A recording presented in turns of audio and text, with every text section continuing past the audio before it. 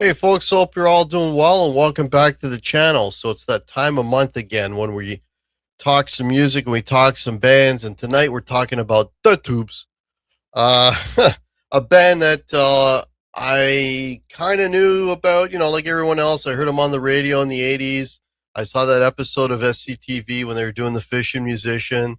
I saw him in a rock magazine with this giant guy with big heels on, which I found out later was named Quaalude, and it was part of their, their stage show shtick. But yeah, this was brought up last show. Hey, let's do a Tubes top 10. I'm like, any excuse to dig into a catalog that I wasn't previously familiar with is very cool. Always love hearing new old music in this case. But yeah, so what we've done is we've all compiled our favorite 10 Tube songs, and we're just going to go through them and discuss them and make your list known. Please put it in the comments, and please, if you're new to the channel, please hit that like and subscribe. That would be much appreciated.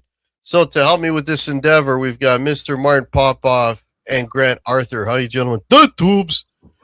Fine. Anytime I get to show off my Tubes promo poster, I'm doing it. Nice. Love Bomb. Very cool. Very cool. Yeah, nice. Alrighty. Let's just say hello to the few folks that have popped in here before we get going. Davey Creighton, welcome. Hello, people of Earth. Hello, Davey. How are you? Keith Searock, nice to see you. Kathy Cordell, welcome. Ken White, nice to see you. And so far, that's it. Everybody's just saying hello to each other. So welcome, everybody. So we're talking the Tubes. So like I said at the top of the show, I mean, my exposure to the Tubes before getting into this exercise was watching them on The Fishing Musician, and seeing a picture of Quaalude back in the day in a rock magazine, and of course the hits on the radio. So this was kind of cool. Like, I enjoyed this because it's not that big a catalog. It's like 8 records. Doesn't take forever to get through them, and like everything else, man, you discover some new stuff, and there's some really good nuggets in there. And there's some lot of similarities to bands that I really, really love. So that was a nice discovery too. So I'm sure all of us are going to have drastically different lists. I have no bias in any particular period. I'm just like, man, I really like this song. That's going to make my list. So I've got something from pretty much everything. What about you guys? Oh, I'm all the whole gamut. Yeah, I tried to. Did I get anything? I'm not sure. Well, I pulled this, but I'm not sure if I did take anything from Love Bomb. I can't remember now, but yeah, whole bunch. Yeah, I was with them from the beginning. Well, that's not entirely accurate. I was with them at the beginning. As kids, we thought that first album was very naughty and transgressive. But I felt, it wasn't heavy enough for us as angry young metalheads. So I remember kind of not being on board for Young and Rich and Now. But then Completion Backward Principle kind of came back on. Tastes are widening. It was kind of a big hit album here in Canada. So yeah, Martin, I know you're going to want me to mention this, but your mic's not on. Yeah. Remember, you always have to switch it over or something. We hear you. So it sounds really bad. So it sounds like it's your computer mic. Yeah. Yes. It opened with the okay. You guys carry on. It opened with the wrong browser. All right. Okay. Yeah, I got to leave and get back in somehow. No, sorry, we can carry on. We'll carry on. Yeah. So I don't know. Maybe we could do 2 at a time and kind of go around that way. Does that sound good? Yeah, that's cool. All right, cool. So while we're waiting for Martin to come back on, why don't you let us know what your 10 and 9 are, Grant? All right, here we go. All right, kids, brace yourselves. Let me see. Did I pick anything from Love Bomb? Oh, I don't think I did. Ken White in the chat's going, it's Todd. I know it's Todd, but I didn't pick anything. All right, but my number 10, I'm going with Mondo Bondage, 1975, off the debut album. Come on, this is pure tube shock, pure theater. It's raw, outrageous. Testing. How am I now? Perfect. It's the right browser. Look at that. Perfect in Chrome, a disaster in Firefox. Weird. I don't know. All right. So we're doing two, Martin. So we're starting with Grant's doing his 10 and 9 right now. So back to you. All right. So anyway, my number 10, Mondo Bondage, 1975, off the Tube's debut album. Sleazy. It's theatrical. It's an S&M rocker, kids. And it's heavy grooves. It's total over the top. And if you like the Tubes, you want some over the top. So this is one of those tracks in their legendary live shows where it would bring down the house. It's the centerpiece. Leather chains. It's just pure Tubes, shock, and theater. It's fantastic. My next track I'm going to go with. Let me get up the prop. All right, we're going to go to this album, kids. We're going to go to Completion Backward Principle, Attack of the 50-Foot Woman from 1981. Wow, Come on. Sci-fi movie satire, and it's hilarious. It's the Tubes with a twist. It's goofy, absurd, but it's catchy fun. You cannot deny that this is not a catchy track. And I think the more you listen to it, the more that you get out of it. So there you go. Attack of the 50-Foot Woman. Nice picks, man. Thank you. All right, what do you got, Martin? 10 and 9. Okay, 10 and 9. All right. So first I'm going with Piece by Piece from Love Bomb. I'm not a big fan of most of this album, but I will have 2 tracks from it on here. But Piece by Piece, I always put together with She's a Beauty. I consider those two like sister songs to each other. They're the openers on both albums. They're both trying to be accessible, but still hard hitting, pretty up tempo rocking. And I love how Piece by Piece opens with that shattering glass. And then it's just really good, heavy power pop kind of thing. Very accessible, well produced, good chorus, nice use of keyboards in it as well. Just a good, hard hitting, heavyish tube song. And it sounds like a hit. Next, I'm going with a very heavy tube song. We're going to Outside Inside, and I am going with Out of the Business. Yeah, there you go. I'll hold up the prop. Yeah, very cool. And then, of course, on the record, it is black vinyl, but it's got that same eyeball on the record that shows through the die cut, right? So Out of the Business is like a really up-tempo, heavy tube sort of song. It's got a beautiful groove to it, really, really sophisticated chords, but still accessible and still heavy. Nice riff. But the chord, the verse chords are just really, plush and kind of emotive, yet still it's just kind of like a heavy stadium rocker. So yeah, there you go. Two nice punchy ones to open here, Piece by Piece and Out of the Business. There you go. All right. Well, I'm going to have to change what I said earlier about our list being all over the place. After that opening salvo, there's going to be a lot of repetition going on. Oh, well, that's okay. It's all found the same gems, I guess. That being said, my first one is off of this record, which is their highest selling record, from my understanding. And I'm talking about a track called Amnesia. This whole record is typically the type of album that I can't stand. I don't like these albums generally because that's sort of period when they were using the chorusy guitars and the thin, crunchy distortions and the heavy keyboards. This album has all the trappings of things I don't like. That being said, it is so musically rich that I can overlook the sonic choices. That's how good this record is.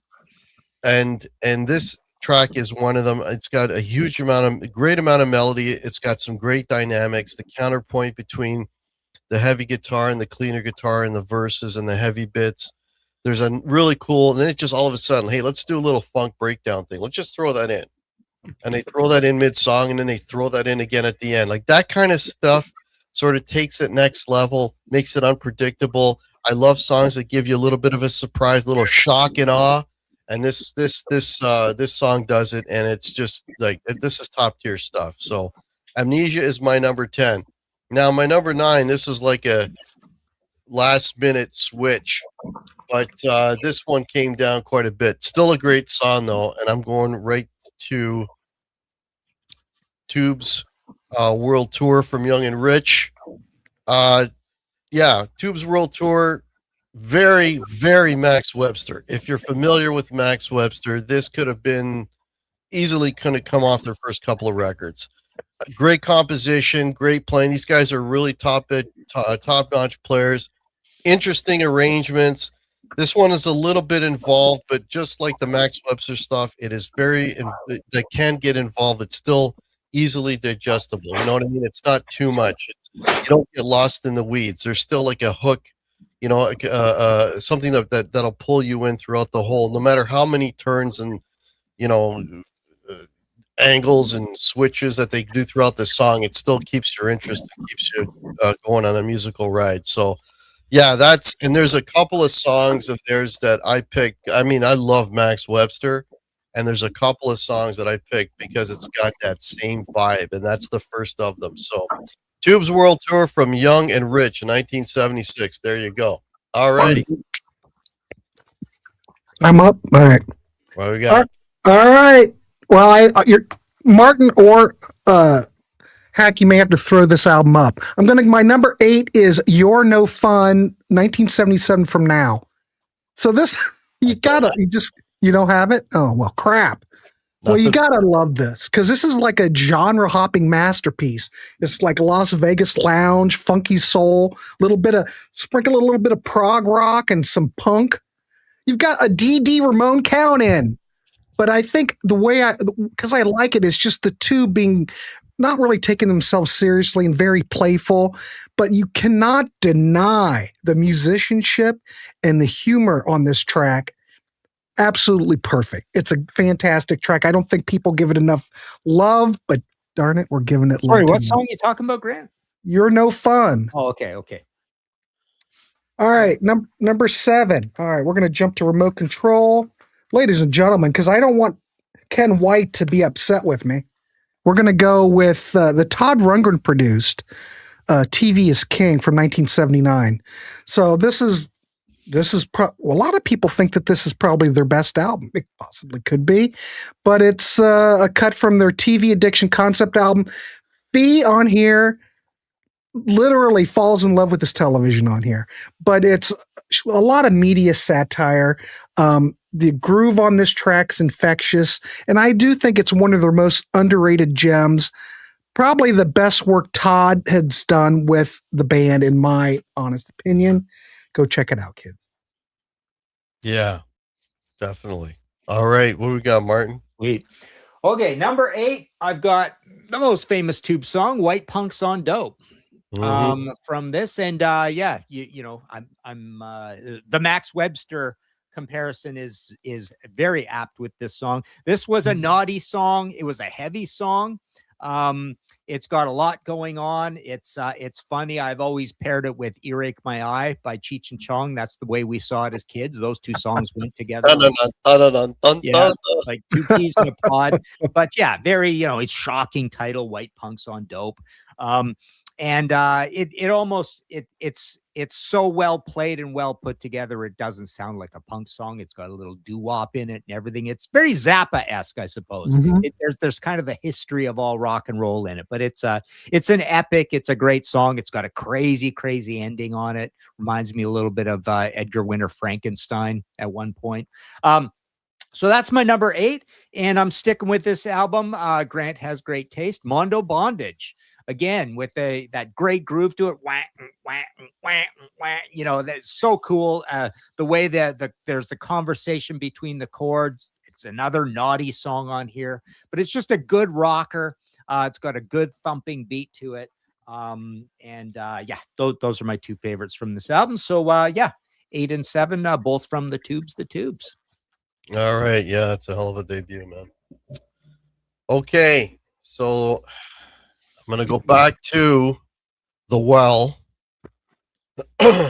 Collision backwards principle. This is a real deep cut, but the more I listen to this, the more I loved it. I'm talking about Power Tools. Love that track. Love that. I mean, again, I got to go back. Not so much Max Webster, or maybe this could have been off of Universal Juveniles or a Kim Mitchell. This is Kim Mitchell, dude. It's like I'm listening to this. I'm like, this is a Kim Mitchell song. You know, it's got that whole vibe to it. It is so cool. You know, and again, you got that great contrast, right? You got the verses that are all kind of very pedestrian, and then that heavy chorus with that riff, Power Tools. It's just like, I don't know. It's an earworm, man. It sticks in your brain, and it's so cool. That riff is so amazing, and it's so much fun. Love that track. It's totally out there, but I really, really dig Power Tools. Okay. Now, number 7, and this one has already been mentioned off of the debut. Gotta have White Punks on Dope on this list. Gotta have it. Now, well, here, you know what? When I was first, well, I mean, I've heard the song before, but when I was listening to it in, you know, a little more focused wise, I'm hearing like David Bowie and the verses. I'm like, what Bowie song is that? You know, where like the chords are going, it's like a cacophony of chords, and the guy he's singing over top. I go, where have I heard that before? And I went through some Bowie stuff, and I'm like, oh, that's like Joe the Lion. He does that, where you got all this sort of noise, and Dave's up here. There's a section on Queen Bitch where it goes really high, and it's sort of that same kind of vibe. I'm getting a real David Bowie vibe off of the verses here, which is very, very cool. Anyway, that's what I'm hearing with this particular track. And the one thing that, I mean, I'm sure, well, it's ranked, it's roughly the same point as with I am ranked with Martin at the same point. Maybe Grant may have this a little higher, but for me, what I find with this song is it just goes on a little too long. There's a little too many White Punks on Dope. You know, it could have been condensed. I know it was sort of for a big stage thing. Maybe that's why they did it, because it's like a 6.5 minute song or something, right? But they could have really slimmed it down a little bit, you know, because, and for me, the hook of the whole song is just, it's that verse, you know, that's the catchy part of it. So had they condensed it a little bit more, maybe, you know, condensed it, maybe it would have been a little higher on my list, but it comes out at number 7, which is still pretty, you know, pretty respectable considering all the tracks they've got. So there you go. White Punks on Dope is my number 7. All right, cool. Okay, let's see. Okay, I don't have this a copy of this CD, but we're gonna go with number 6 is gonna be "Don't Touch Me There" from 1976. Young and Rich. It's kind of has this theatrical suggestive. What do I want to say? You know, it's a parody duet with the Restyles, but it's kind of has this Phil Spector kind of wall of sound kind of thing going. And I mean, it's very theatrical, it's suggestive. Jack Nietzsche, is that how I pronounce it? Jack Nietzsche? The arranger? So. Yeah, I think so. He arranged this. Now, if you know anything about him, he produced the Spirit album, Sardonicus. He also worked a lot with Neil Young. And he passed away several years ago, but he also did like this surf song in the 60s. It was absolutely fantastic. Love his work. Anyway, I think this is a track that is like peak Tubes. It's a good combination of camp and, you know, stage show madness. It's lush, ridiculous, but it's fun. So I like it. So Don't Touch Me There, 1976. My next pick, I'm going to go to the completion backwards principle. I'm going to go with Don't Want to Wait Anymore. This is 1981. A power ballad. Lead vocals by Bill Spooner. Sounds great. This got to number 35 on the Billboard Hot 100. And I mean, it's a little bit different for the Tubes, but look at this. This is their commercial record. Am I surprised? No. But it does show their emotional range. And the melody is fantastic. Yeah. And it just proves that they just weren't all shtick. They weren't just all satirist, you know. It shows an emotional side, and I think Bill's vocals on it, I think it sounds fantastic. So little variety, but fantastic anyway. There you go. Don't want to wait anymore. 1981. Yeah, that's a good pick. Yeah, that one was thinking about that one. Yeah. All right. So my number 6, I'm going with Talk to You Later from Completion Backwards Principle. Just a nice rousing opening. Again, stadium rocker. Really cool bass parts in it too. Nice bass line. Good pumping Roger Glover Teenage Eighth Notes bass line, but some nice licks in there. Just a good chorus. It's up tempo. It's fairly heavy.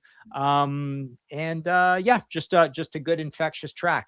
My number 5 would have almost been my number 1, but I had to penalize it because they didn't write it. So I am going with My Head Is My Only House Unless It Rains from Now, Captain Beefheart song. Beautiful, mellow Captain Beefheart song. Really kind of romantic, but still kind of loopy lyrics. Mm-hmm. Really cool that the Tubes covered it. Yeah. Just a beautiful song. And super interesting kind of oddball guitar lines to it. It probably is very close to my number 1 favorite song on any Tubes album, but they didn't write it, so it's kind of too bad, but it had to make the list somewhere. So there you go. Okay. So far, I don't think this album has gotten any love. I think I'm the first one to mention. Uh-oh. Genius of America. Yes. Yeah, there was 11 years from between this and the previous one. Something like that, yeah. Yeah, like 96. Man, this record is really good. I really like it a lot. I'll probably be doing a Tubes ranking later on, but this one is not good. It's going to be kind of up there because I really dig this record. I love the change. I love that it's more of a stripped down record. It's sort of, the frills are gone. It's like, we're just going to band instruments and crazy arrangements and all that production has gone away. And we're just going to write some good songs and we're going to record some good songs. And that's what I really dig about this record. The song that I'm going to mention, and there's a few songs off of this I could have pulled, but the one I pulled was Around the World. This has got a very beautiful sort of Hendrix kind of vibe to it on the verses. It's like the Tubes goes to Hendrix land. Another thing, I mean, again, this band is going, they've got a lot of variety in what they do, but this is like the only song that I heard that sort of went in that Hendrix direction. But what's really cool about it is you've got this sort of the Hendrixy, really pretty verses. And then this dark, ominous vibe comes in the B section that just sort of like, you're on a nice flowery path and they just kicked you over the cliff. I love that. Like what's great about these guys is the dynamics and the changing of moods in their music. And this is why I say like they're great musicians and songwriters, because not a lot of bands are able to do this and do it in such a smooth, tasty way as these guys. And that's, again, why I like the songs. I love the mixing of the styles, and it doesn't sound like anything else on this record. It's just, listen to that track on its own. It's fantastic. Okay, this one has already been mentioned, and it is a hell of a song. Keep talking, I'll be right back. Yeah, off the debut, I gotta go with Mondo Bondage. Man, I love Max Webster. This could have easily been on one of their first 2 records. This is a Max Webster song, okay? Mm-hmm. It's a little bit proggy, but also very hooky. And there's a really nice guitar line that goes through it that kind of holds it together. The musicianship, the arrangements on this one is fantastic. There's a great proggy jam at the end that's a lot of fun. It's just one of those songs that, it's got sort of the odd avant-garde, if you will, not, maybe proggy elements, but like Max Webster, they're the masters of this. It's like, we're going to throw a lot at your brain, but you'll be able to digest it and you can follow along, and it's catchy as fuck. And that's what this song is. So I love Mondo Bondage. It's fantastic. So that's my number 5. All right. All right. So we're at 4 and 3, correct? Yes. Okay, here we go. This might okay. This isn't something that's obscure by any means, but you cannot deny that this is a classic. I'm going to go with Talk to You Later after Completion Backwards Principle. God, I cannot talk tonight. Off a Completion Backward Principle, 1981, horn driven, hard rock stomp. Everybody knows this song. Co-written with David Foster. And of course, this is the track that Steve Lukather's on, of course. I'm not even sure if the band's really on here. Hard to say. Hard to say. That's all But- Steve on guitar, dude. Yeah.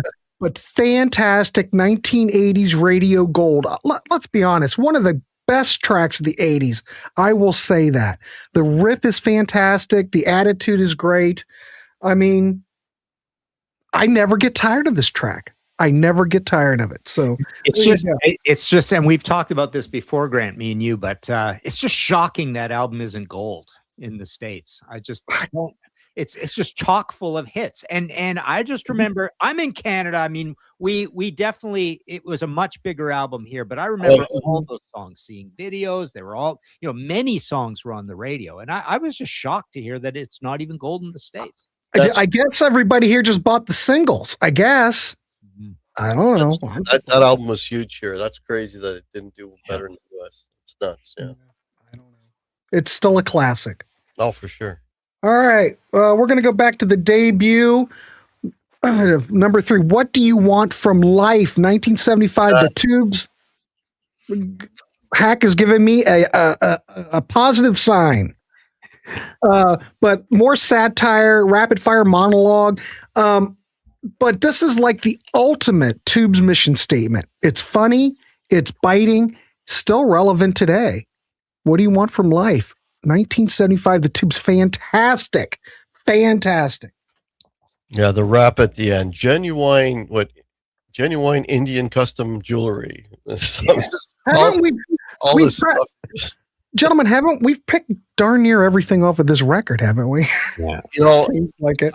I think that's gotten the most love. I mean, I've got 2 from that album. So yeah, that one and the Completion Backward, I think are getting the most love. Yeah, there was nothing like it at the time. I mean, really the closest thing is, oddly enough, Frank Zappa from exactly that era, right? Yeah. That's I would agree 100%. Yeah. That's the, Zoodalures and what's the other one? Apostrophe, right around there, right? Those are kind of similar records to that first Tubes album. Yeah, Max wasn't around for another, when the first Max record come out? 78 or something? 76. 76. Was it 76? Yeah. Okay, so it was a couple. Yeah, there's some similarities there. Yeah. But yeah, the Tubes were a little more risque and flashy with their humor and stuff, and there's a lot more humor. I think. Lyrically, yes.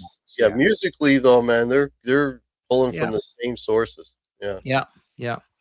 All right, my number 4. This is one that a lot of people don't know, but I implore you to go hear it. It's from the dark side of this album, Love Bomb, the unexpected dance jam side. But there's a song there called Eyes that I've always loved.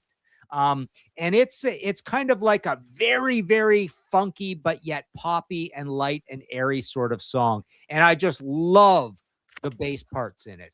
When I hear a great bass part, it can transform me and like shoot a song right to the top of my list. Because honestly, when we did a King Crimson top songs recently, and my favorite 30 seconds of King Crimson is the bass parts in 3 of a Perfect Pair. And this strikes me the same way. This I could just listen to for the bass, but it's just beautiful pop rock, funk pop chords, just really, really nice melody on it. So that's definitely a deep track most people wouldn't know. Then I'm going to Glass House from Inside Out. From Outside Inside. I always get that mixed up because we know there's the Blue Cheer album, right? But this one is another one of these. I guess this leans towards harder punk rock, like a New England sound, maybe that kind of thing. Maybe Styx moving into the mid 80s and early 90s. It's just it's a rocker, but it's just got just a beautiful, emotional sort of melody. It's a love song. It's a pop song. But yeah, it's very infectious and accessible, and yet it's quite loud at the same time. So there you go, Eyes and Glass House.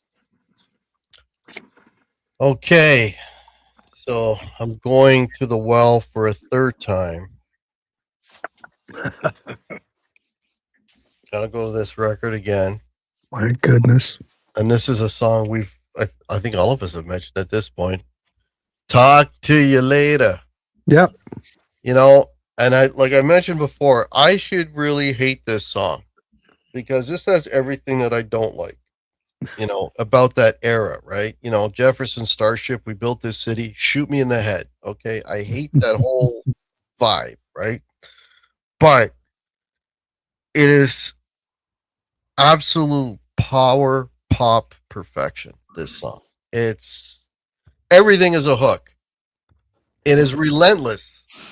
There's no way you cannot listen to you can listen to this and not have some type of lasting earworm penetrating your cerebral cortex. It is in there. I mean, this is a textbook on how to write the perfect pop song written by Steve Lukather and David Foster. You know, because Fee writes the lyrics, but those guys put the whole thing together. And man, you know, if you dig in a bit with this, you can also, there's a level of sophistication in this piece of music as well, right? It's not the A, B. There's stuff going on. There's some chord melody going on, you know, that just makes it work. And probably that's why it makes it more appealing and leaves a lasting impression because it has that little bit level of sophistication. And my God, that solo is absolutely no perfect. So, I mean, this is like the perfect song, you know. If you went in a lab, you know, and you're writing for that period of time, you know, early 80s, you got all the elements, you got the guitar, a little bit of keyboards, a little, you know, and okay, these are the ingredients, put together the best pop song you can. This is what you would come out with. It's a masterpiece. So that's my number 4. Now let me find number 3. Because I flip my lists all around here. So Yeah, I will say this, Hack. yeah. You know, we've talked about this on Martin. We've talked about on different shows and stuff how a lot of 70s bands really couldn't make that transition to the 80s. I didn't think Cheap Trick made a good transition. I don't think Heart did. But the Tubes handled it brilliantly. I think those records are fantastic. And they just went right into the 80s, nice and smooth. Yeah. I want a good example of how to do it right. Yeah, You know? good point. And a strange, interesting direction, like a beautiful update, and yet it's almost like they're making music that they had no business doing this well, because those first couple of albums, those first 3 albums, are just not anything like these ones as we move into the 80s, and they just move in and just completely clean house and modernize and get new suits. Yeah. That And was I listen to it and I totally accept it. yeah. Well, that was You know? for the band though, right? That's sort of the thing. Like Fee wanted to be on the radio and the other guys wanted to be sort of, you know, they wanted to write the music they wanted to write. And that's, you know, and they started bringing in outside people and, you know, but it like, again, to their credit though, it worked. It worked and it worked very, very well. It could have failed, but Yeah. it worked brilliantly. It worked brilliantly. Okay. Next. And this one has also been mentioned, and off of Outside Inside, and I think Martin mentioned this one, Out of the Business. Man, what a kick-ass. This is just a straight up kick-ass. I think this is like their heaviest song. I think of, you know, overall, at least on the verse, man. It's got that nice driving riff that's just absolute killer. You know, Feast singing his ass off. It's just a really good up-tempo rocker. It's got, again, a phenomenal guitar solo on this. Got a really hooky pre-chorus and a chorus. The chorus is good as well. Just a really fun up-tempo rocking song. Yeah, this is pretty just straight up. We're gonna knock your socks off and catchy as hell, man. And the heavy guitar sounds really cool. So that's my number 3. My number 2. And this is the first time I'm going to this record, but this song was already mentioned. TV is King, man. That is a fantastic freaking song. Yeah. You can totally hear the Todd Rundgren thing. And I mean, he might as well have been singing the damn thing. I mean, you know, the verses on this, that whole melody line is so Todd, you know, it's, yeah, you know, and it's got a really cool lyric to it. Again, if you know, it's all about, again, you know, TV, you know, basically taking over people's minds and thoughts and so on. Got a very cool, catchy chorus to it. It's got a nice descending line that doesn't sound very Todd like. I'll say that, you know, and then, you know, the whole TV is free, you know, it's this at the time, this free television being absorbed in everybody's heads. Now, I guess the equivalent would be the cell phone, right? And social media. But yeah, just a really good song. But this is so Todd. And I think it's the best track that he did with them on any record was this one here. TV is King is fantastic. So that's my number 2. Alrighty. Now we're down to the number 1s. What do we got, Grant? Okay. Oh, well, for God's sakes. I haven't mentioned anything off of this record. I should hold up my damn poster, but I've already held it up before. I'm going to go with She's a Beauty off Outside Inside 1983. This is I almost look at those two records, those two David Foster albums, like record 1 and record 2, but this is slick new wave type of rocker. I love this damn song. This was their biggest US hit, got to number 10 on the Billboard Hot 100, and they played this. You could not escape this on MTV back in the day. You think I would be sick of it, but I love it. The hooks on here, fantastic. The production, fantastic. The guitar solo on here, God knows who's playing it, but just saying. And I'm just thinking in my monkey brain, I hope the Tubes are on this record, but I don't know for sure. But this, like we said, they were able to make that transition from the 70s to the 80s very smooth and without any hitches. This proves that they can go commercial and keep that theatrical vibe and keep being creative and just put out fantastic material. She's a Beauty is my number 2. My number 1. All right. Everybody else has already talked about it, but I'm going to go that extra mile and put this at number 1. How could you not have White Punks on Dope as number 1? It's a 6-minute epic, you know? Basically, it's roasting Hollywood's decadence and drugs. Massive riff. It's theatrical. I think Fee on here sounds fantastic. I can do without the Motley Crue version, to be quite honest. In fact, I can do without a lot of Motley Crue, just between us girls. But why I like it, it's chaotic energy. The hooks is great. It's raw, funny. It still sounds dangerous. That's the thing with this track. It sounds dangerous. And I think it's the ultimate Tubes anthem. So I have to go with number 1. That can only be my number 1. So. Sweet. All right. Kids. What's your number 1, Martin? Okay, so I have a 2 and a number 1 left, right? That I haven't talked about. I don't know if I got the numbers screwed up, but that's what I've got. And TV is King. We all picked TV is King, and Grant had a little earlier, but Hack and I both had it at number 2. Very cool. Yeah, I just love that song too. I loved your analysis with the Todd thing.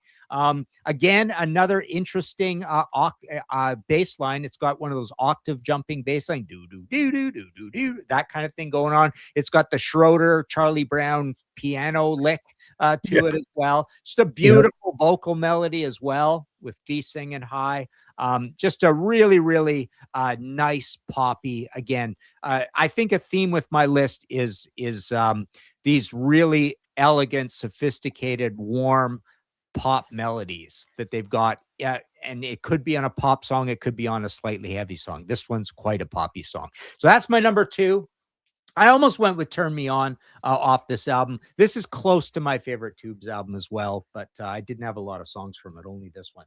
And number 1, maybe a bit of an odd choice, but I just love it. Hit Parade from Now.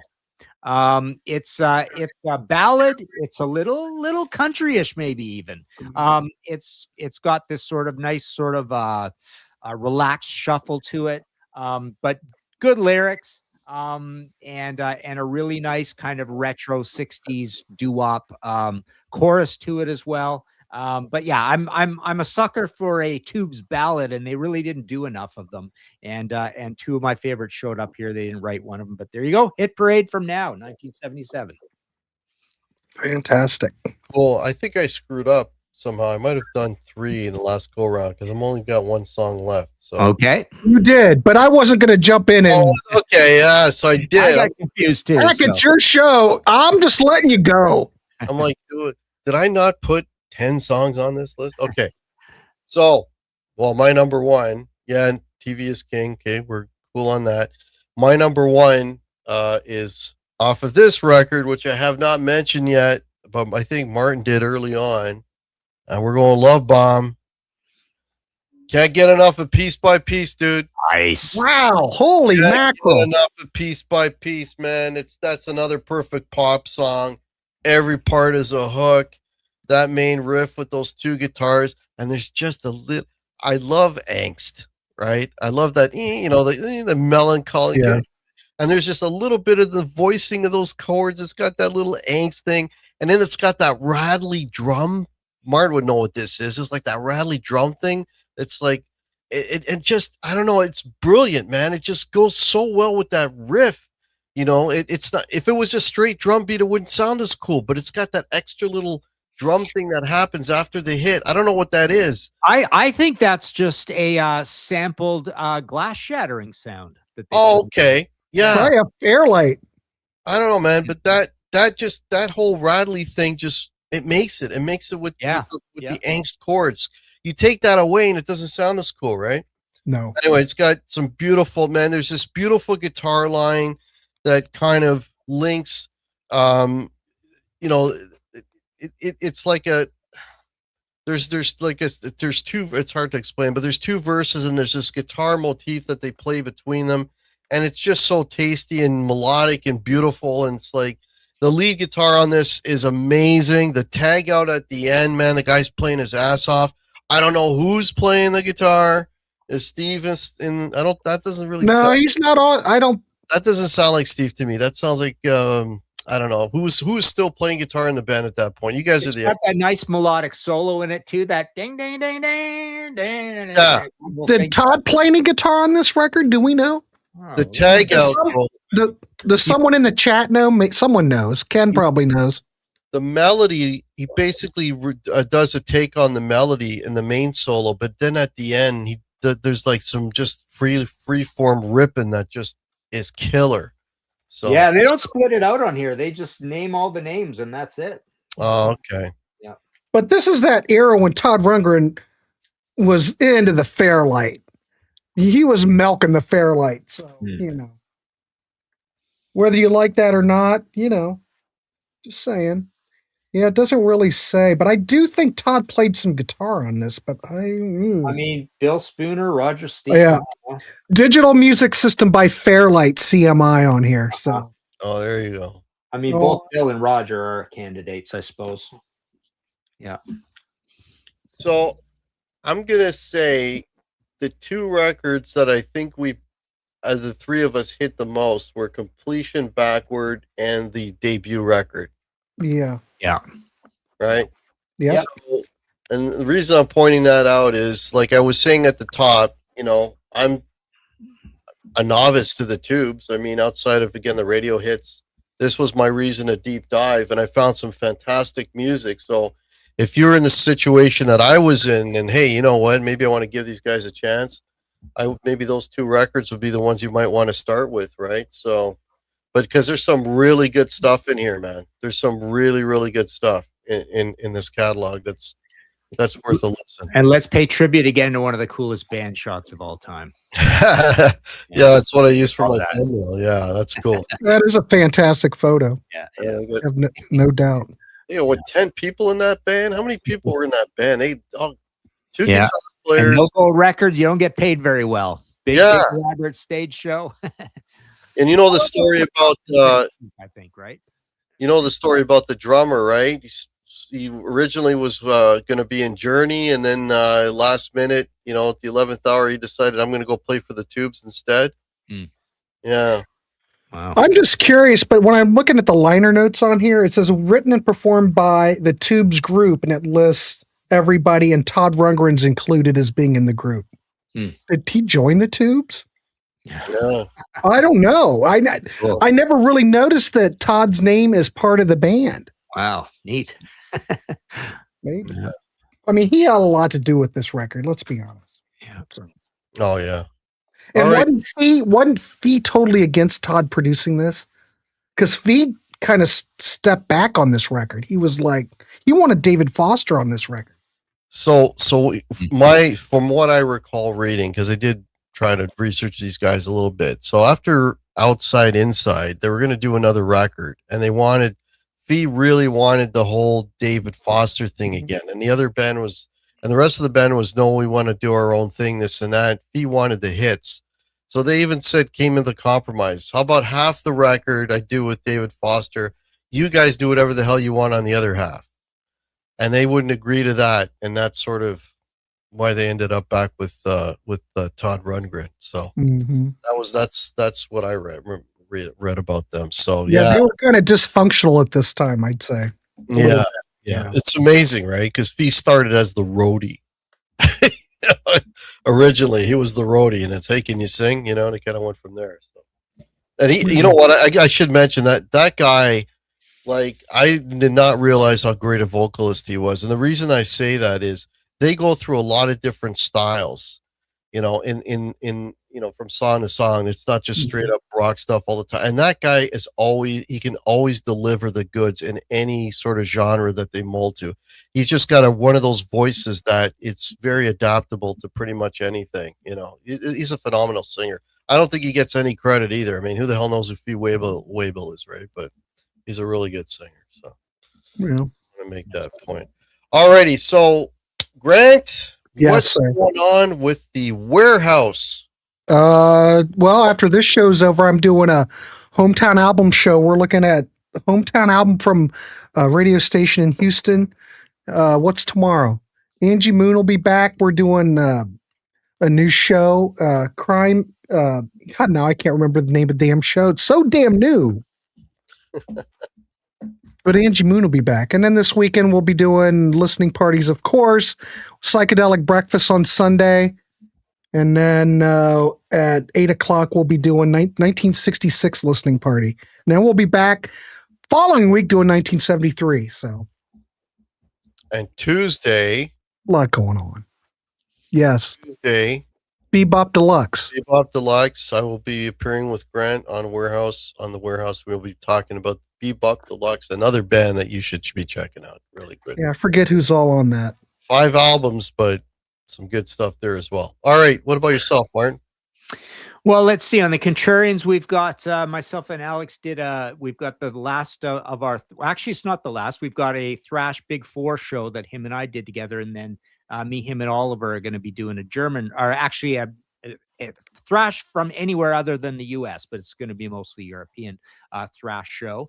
We just had a Whitesnake ranking the productions go up. I've got the audio podcast, History in 5 Songs with Martin Popoff, and martinpopoff.com for the books. I can still supply Kiss 76. Going to have a Gillen book out in the next about 6 weeks. And about 39 of my 135 titles or so are available at martinpopoff.com. Cool. Awesome. All right. I want to thank these gentlemen for helping me out again. This is always fun. We do this once a month. And I did a quick poll, and turns out most of you, this is what you want to see from the Guitar Hack channel. So this is what we'll be doing. I'll be doing a lot more of these type shows, a lot of more ranking, a lot of more music stuff, because that's what you folks want to see. If you're new to the channel, again, hit the like, hit the subscribe. That would be much appreciated. I will catch you. Hang on, guys. I will catch you all next time. Take care. Cheers. See everybody.